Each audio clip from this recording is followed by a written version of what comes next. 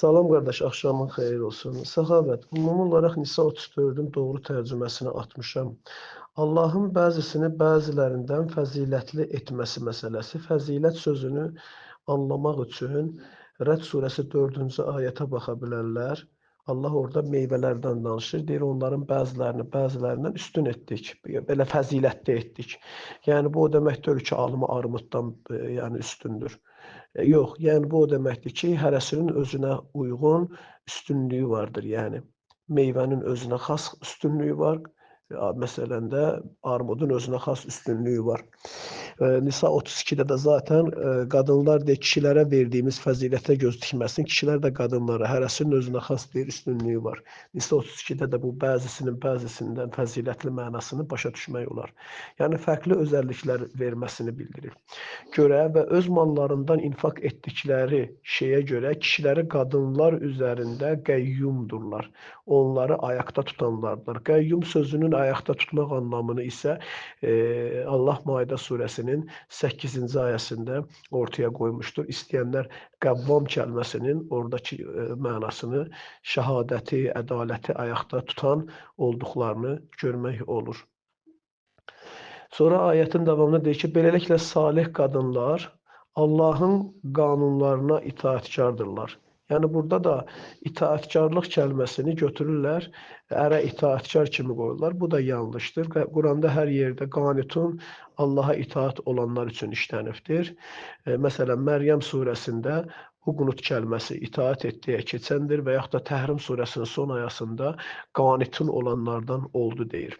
Bunu ərə itaət kimi yox, nə deyir, Allaha itaətkar olduğunu, Quranda hər yerdə Allaha itaət üçün işləndiyini görmək olar. İstəyənlər bu kəlmənin də Məryəm surəsinin, belə Məryəm haqqında Ali-İmran surəsi 43-cü ayətə və yaxud da Təhrim surəsinin 12-ci ayəsinə baxa bilərlər. Davam edək. Allahın gizləmək, yəni qeybi şeyləri üçün, Allahın gizləmək üçün hifz etdiyi, yəni qorunmasını istədiyi şeyləri mühafizə edərlər. Yəni namuslarını, iffətlərini qoruyarlar. Və nuşuzundan, nuşuz sözünün nə anlama gəldiyini bəziləri şuluqluq deyə tərcümə edirlər. Doğru bir tərcümə deyil. Nuşuz kəlməsi Nisa 128-də kişinin nuşuzundan qadınların qorxmasını bildirir. Burada isə qadınların nuşuzundan qorxsanız deyə kişilərə müraciət var. Nuşuz nə anlama gəlir?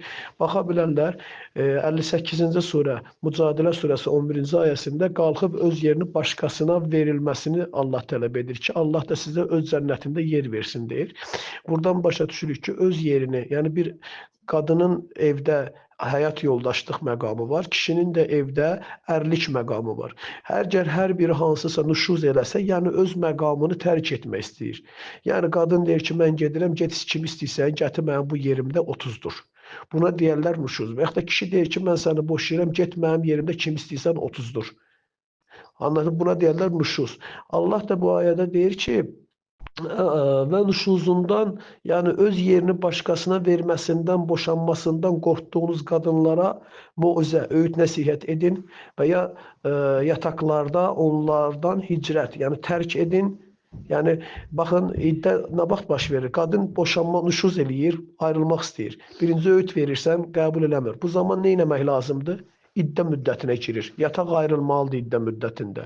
İddə müddəti bitənə qədər yenə qadın fikrində, sözündə qərarlı olsa, o zaman götürüb nə qarırlar? Vurmaq yazırlar. Bu yanlışdır. Çünki darabə kəlməsi səfərə çıxmaq, misal vurmaq anlamlarında, suya həsanı vuraraq orada yol açmaq, daşa həsanı daşa vuraraq oradan bulaq üçün, su üçün yenə yol açmaq anlamlarında işləyibdir. Və Qurani-Kərimdə bir canlının başqa bir canlını vurması üçün işlənməyib. Məsələn, İbrahim cansız bütləri baltası ilə vurması üçün də işlənə bilər bu kəlmə və yaxud da hasa ilə daşa vurmaq kimi işlənə bilər. Amma yəni canlının vurması üçün işlənməyib. Yəni insanı vurması üçün Quranda heç bir yerdə işlənməyib. Bir də mələklərin, kafirlərin canlarını darbə ilə almalarını, yəni zorla, çətinliklə almalarını bildirmək üçün işlənmişdir bu kəlmə. Onu da vurmaq deyə ifadə edilir. Yenə yanlışdır. Can almaq mənasında, ruhun bədəndən çıxması üçün yol açmaq anlamında işlənmişdir yəni. Yəni bildiyimiz kimi, məsələn, Musa dumbuzla birini vurub öldürür, orada bu kəlmədən heç istifadə olunmuyubdur. Yəni, Və xüsusən də Allah Teala baxsınlar 43-cü surənin 5-ci ayəsində Zuhruf surəsinin deyir, siz ayətlərimizə qulaq ardı edib yəni üst çevirdiyinizə görə biz ayətlərimizi sizə darb eləməyəkmi? Yəni ayələrimizi sizə göndərməyəkmi? Ayələrimizi sizə verməkdən vaz mı keçək? Darabə sözü orada vaz keçmək anlamında işlənmişdir. Burada da ayət deyir ki, əgər öğüt versəniz, yola gəlməsələr, yataqlarınızı ayırın, yenə yola gəlməsələr, o zaman nə eləyin? Darb eləyin, yəni vaz keçin, yəni boşlayın, buraxın getsin. Yəni yolunu açın onların, sərbəst buraxın onların anlamındadır. Əgər bu kəlməni vurmaq mənasında götürsək, mən sual verəcəm o zaman. Allah başqa bir ayədə, məsələn, Təlaq surəsində deyir, onları zərər verməyin. Bir yerdə vurun desin, bir yerdə də zərər verməyin desin. Zərər vermədən birini necə vurmaq olar? Yəni vurmaq zərər vermək üçündür. Nətər vurursan ki, zərər vermirsən. Və bir dənə də şey demək istəyirəm burada. Ümumi olaraq nə ilə vuraq? Və harasına vuraq? Və neçə dəfə vuraq? Bunu hansı ayətə və hansı dəlilə əsasən götürəcəklər? Bu da yanlışdır. Yəni ümumi olaraq heç kəsi vurmaq haqqı yoxdur. Heç kəsin Rəbbi deyil. Yəni heç kəs evlənəndə kiminsə qulu deyil. Hər kəsin öz hüququ var. Yola getməyəcəksən, ayrılacaqsan, amma döymək haqqın yoxdur. Yəni buna icazə yoxdur, qəti olaraq yoxdur. Kimsə belə bir şey eləsə də gərək tövbə eləsin, halallıq alsın, səhvini düzəltsin, hətta onu vurubsa da onun kəffarəsini verməlidir. Bu şəkildə ayət davam edir. Nəysə, və nüşuzundan dediyimiz kimi qorxduğumuz qadınlar nə edəcək? 3 yol qoyur. Birinci öğüt veriləcək, yəni bir ortaq qərara gələcək, barış yaratmağa çalışacaq. İkincisi, alınmasa yataqlar ayrılacaq. Üçüncüsü isə yenə də qərarlı olursa da o zaman hər kəsə getmək istədiyi yerə yönləndirəcəksən, getsin. Yəni bitsin. Nəticədə əgər sizə könüllü itaat etsələr, çox maraqlıdır, təvəan sözü könüllü itaətə deyilir. Quranda deyir ki, məsələn, bir çox ayədə biz göyləri və yerləri yaratdıq və onlara istəyərək və yaxud da istəməyərək gəlin deyir, onlar istəyərək gəldilər. Yəni könüllü surətdə tav'an və kərhən kəlməsi işlənir. Tav'an sözü, itaət sözü tav'an kəlməsi ilə götürülübdür. Könüllü itaətdə, yəni ürəkdən istəyərək insan itaət eləyəndə ona deyilər. Birini vurmaqla insan necə özünə könüllü itaətə dəvət edə bilər? O orada sənin onu döyməyindən və yaxud da ona səndən olan qorxusundan dolayı üzdə düşüb sənə itaət edə bilər ki, buna da tav'an olaraq itaət deyil, kərhən olaraq bir itaətdir, könülsüz bir itaətdir ki, bu da doğru deyil. Ona görə ayətdə yazmışıq, ayət tərcüməsində deyir ki, könüllü itaət edərsə, onda onların əleyhinə başqa bir yol axtarmayın. Həqiqətən uca olan da kəbir, yəni alternativi olmayan, tək böyük olan da Allahdır deyə tamamlanmışdır. Qardaş, bilmirəm kimdir Səxavət, mən salam söyləyirəm, mən qardaşla dirəşmək də fikrim yoxdur. Sadəcə bunu demək istəyirəm ki, dedi ki, qardaş yanlış eləyir, səhv eləyir. Mən də sözün açıq diqqətlə səs axıra kimi dinlədim ki, görüm nə dəlil gətirəcəkdir. Yəni səhvimi görüm də, düzəldim. Şəxsi fikrini söylədi. Yəni şəxsi fikir önəmli deyil. Mən də çox fikir, hər kəs öz adət ənənəsinə, öz milli mentalitinə uyğun fikirlər söyləyə bilər. Əslində qadın da, kişi də Allahın buyruğuna itaat eləməlidir. Allah Teala qula qul olma deyir, heç kəsi rəbləşdirmə deyir. Yəni mən belə deyək də, mən özümü xanım yerinə qoyub düşünsəm, mən ərə gedirəm ki, Allahdan əlavə kiməsə də itaat edeyim. Xeyr, heç kəsin heç kəsə itaəti olmamalıdır. Hər kəs öz hüququnu bilməlidir. Qadın da, kişi də, necə ki, belə deyək də, dövlətin hüququna, haqlarına riayət edirik, hər kəs öz haqqını tələb edir. Ailədə qadının öz hüquqları var, kişinin də öz hüquqları var. Bəli, deyirsən ki, qadın ərindən müəyyən icazə istəməlidir. Təbii ki, bu fitri haldır da. Yəni qadın kişinin qoruması altındadır, mühafizə olunur. Kişi daha yaxşı bilir ki, harda təhlükə var və qadın kişisindən məsləhət və məşvərət içərisində davranmalıdır. Əgər Qadın bunu eləməsə, yəni qəbul eləmirsə ki, yox mən istəmirəm, mən istədiyim vaxtı gedəcəm, gələcəm.